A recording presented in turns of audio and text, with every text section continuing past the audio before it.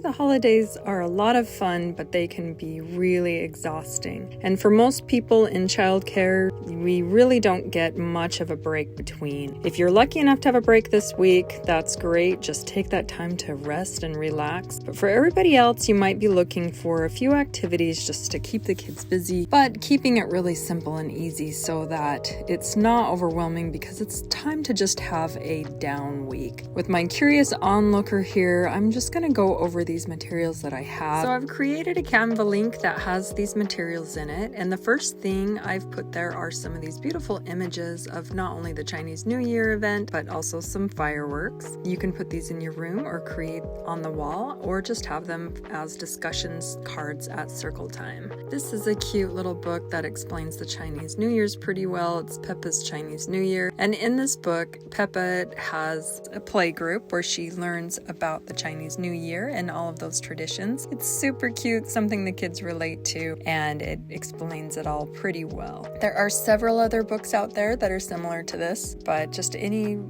young children's book about the Chinese New Year is perfect. And then next, I've created this little sheet.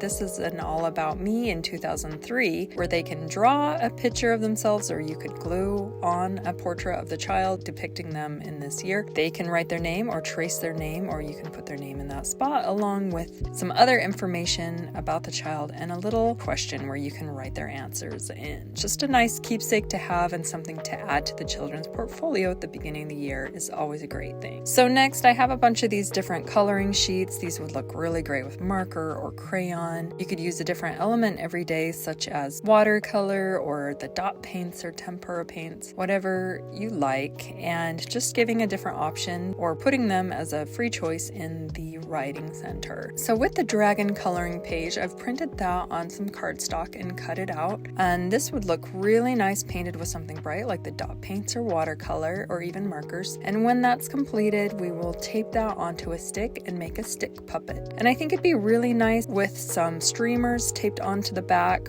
or something like ribbon. You could even attach some bells, and you can make that as elaborate as you like. I'm just going to put some of this paper streamer on there, and I think that would look pretty nice, and that'll be a cool thing for the children to play with as we learn about the dragons in the Chinese New Year parade. You could show them a video about that. It'd be pretty easy to find something depicting that dragon so they can see what that looks like in real life. Just go ahead and grab these materials if you like in my Canva link that I'm going to put down into the description. But just remember, this is a great time if you do end up having to work, just to kind of clear out the space, have a little break from doing too much. Just sit back and relax and let the kids play. But if you need something to do, go ahead and study the Chinese New Year. I think it's a fun thing to add the last week of December before we get into January. So stay tuned, because very soon I'm going to be posting my next planning video with all of the materials and activities that we will be using for our snow and ice as well as polar theme. But make sure to subscribe so you don't miss another video.